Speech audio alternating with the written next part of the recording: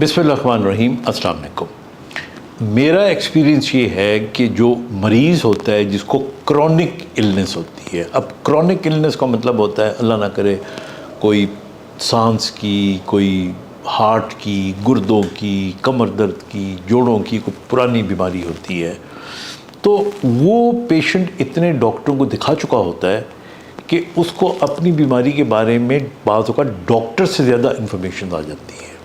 उसको दवाइयों के भी नाम आ जाते हैं, उसको ये भी पता चल जाता है कि ये दवाइयाँ मैंने ली थी तो मुझे आराम आया था, डॉक्टर ने चेंज कर दी तो मुझे आराम नहीं आया। सो यू बिकम, आप ख़ुद अपने एक किस्म के डॉक्टर बन जाते हैं।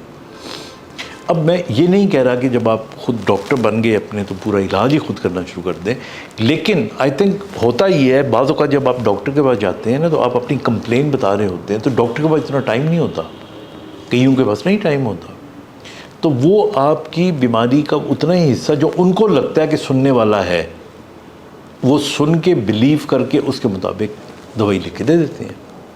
लेकिन हो सकता है असल जो कंप्लेन आप बताना चाह रहे हो, या तो आपके पास अल्फाज नहीं थे, या आपने फजूल बातें ज़्यादा कर दी और जो असल बात बतानी थी वो बताई ही नहीं, या उसको आपने बताने की कोशिश की तब तक डॉक्टर का टाइम पूरा हो चुका था।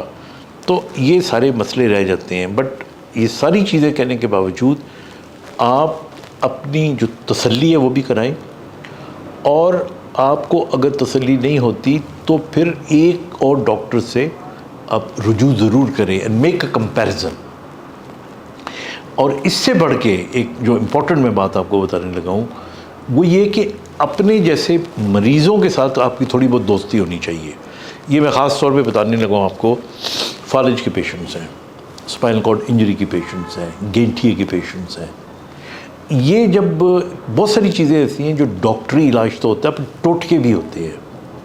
तो ज़ाहिर है डॉक्टर तो इतने टोटके नहीं बताता, लेकिन आप जब मिलते हैं ना अपने जैसे पेशेंट्स के साथ, तो वो आपको बता रहा होता है कि देखो मैं यूँ करता हूँ तो मुझे बड़ा फ़ायदा होता है, तो आप फिर वो चीज़ पिक कर लेते हो। वो एक बिल्कुल ही नई चीज़ होती है जो किताबों में नहीं लिखी होती, वो बाज़ औक़ात डॉक्टर्स के इल्म में भी नहीं होती, लेकिन वो आपको पता होती है, आप शेयर कर लेते हो किसी के साथ। तो ये ग्रुप थेरेपी भी कहलाती है।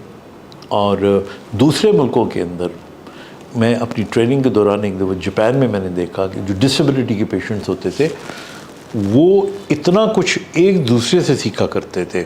मसलन कईयों को कब्ज़ की शिकायत रहती थी, तो डॉक्टर क्या करेगा, वो तो आपको ड्रॉप्स लिख के दे देगा या सिरप लिख के दे देगा। वो अपनी टोटके इस्तेमाल करते थे कि मैं यूँ करता हूँ तो यूँ हो जाता है, मैं फ़ाइबर इस फॉर्म में ज़्यादा ले लेता हूँ। नींद के बारे में वो आपसे शेयर करेंगे।